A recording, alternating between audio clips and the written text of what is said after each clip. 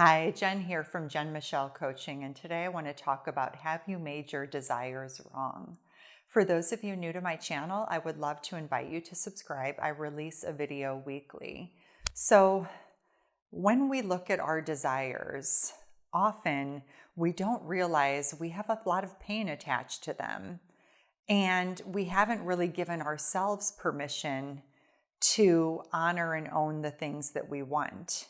So then when we bring those desires alive and ask another to witness them, if we are sharing them from a place of pain, we are more likely to get rejected or more pain in that expression than really expressing what it is we want in a place where we're in right relationship to it. I'm going to go deeper into this with 3 important points. Have you accepted that what you want is there for a reason? Often I will hear a woman say, I want to get married. I want to have a baby. I want more free time. I would like a masculine man's provision. These are very sort of like biological feminine things that women may or may not want, but they're common to want. But if we're not in right relationship with them, meaning if we've told ourselves that we can't have them, and we tell a man that we want them from pain, from a place of pain. So if I'm asking my husband for a desire and I'm expressing it through a pain point, rather than really having worked with it inside my body and given myself permission to put that out there in the world, that's a very different space. So whenever we express ourselves from a place of pain because we haven't come into acceptance and safety within our own desire, we can start to see where we abandoned our desire before he did, because men are our mirrors. So if I'm expressing something I want to my husband from a place of pain, he's going to mirror that back to me. He is not going to be like, oh yeah, let's do it. But if I am doing it from a pure, clean, conscious space, having worked with the pain already inside my body and ultimately transmuted it, he is going to try to figure out a way to make it happen. He will hear that call. He will hear that inspiration. But one of the biggest mistakes I see women make is expressing what it is they want from a place of pain, as if he just sees her miserable for long enough, he's gonna hear the call and want to step in. And it doesn't work that way. He is going to mirror you, and you are going to have to ultimately look at yourself and see where you did it to yourself before he did, right? He's just mirroring you. This is almost 99.9% something that I see with a man who is overall healthy.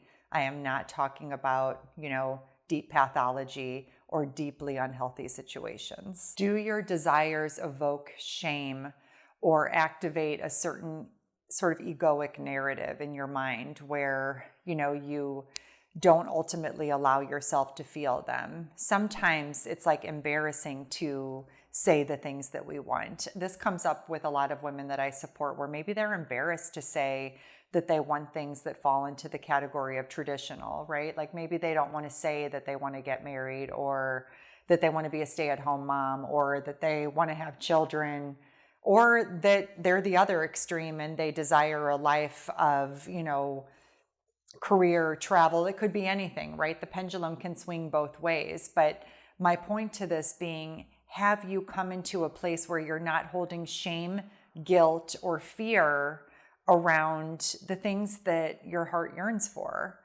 And if you can't hold this space, how can he? He can't, right? And so a lot of times when we have this inkling to reach, we need to actually go deeper within and work within ourselves the areas where we haven't come into right relationship with the things we long for the most, because that permission is an inward process. And as we come into that, we can then express to our men from a place of love, and then they are going to be on board with supporting us. But it's about really turning in first and alchemizing that pain so you are in healthy relationship with the life you long to create with another. Number 3, this also involves connecting to men from our wholeness versus our woundedness, right? We culturally grew up with the damsel in distress narrative, right? Or codependent narrative. And so connecting with a man from our wholeness means we're not connecting to others from a place of being separate, right? Like, oh, you're too good for me, or oh, I'm not enough, or I'm not worth. All of these things, all of these wounds can come to the surface. And instead, even if you haven't arrived yet, right? Because this is a lifelong process. I've had to do this a lot with relationship with women, for example, right? I kind of had that more wounded feminine relationship with my mother. And so in my life, as I've made female friends and I've bonded with women, I would have to really hold that space to come from a place of wholeness. This is where we start to create a love bond with another. Same with men. I'm worthy. I'm going into this knowing that I'm deserving, knowing that I'm enough, knowing that I don't have to be perfect to have love reflected back to me. So when I'm connected to that wholeness, the way I connect with others is very different. It's from a place of inner security, of non-self-abandonment, of being in right relationship with all of the things that I want, with my shadow in check, right? With those parts illuminated and revealed so I can navigate that in which I long for from a place of love and from a place of rightfulness for all. And in this space, we really clear the path to build a beautiful life with another because we've moved through the hard stuff. We're not manipulating or doing anything strategic or underhanded to try to get something. We're instead approaching it from a space of knowing that we're safe and loved in this world, and what a massive inspirational call that is to a healthy masculine energy man. This is where they support our dreams on a level that we never could have even imagined possible. And they surprise us in ways that we never even considered. And so there is a surrender to all of this, but there's also an orientation to this where you are going into your wholeness, connecting to that space internally. What would that look like for me? If my fears weren't leading, how would I say this? How would I say this from a more loving, courageous, vulnerable space? And you connect to that and then express yourself from there. And of course, it's going to be a little wobbly in the beginning, but this is a beautiful practice to allow a man to witness you in, right? Deep humility, deep humility. I would love to hear how this supports any of you that are just relating to anything that I'm saying in these points.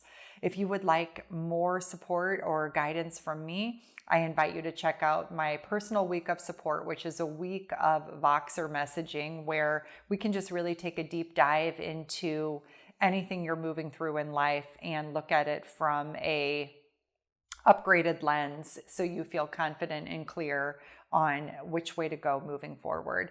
Check out the link below, and I'll see you all next week.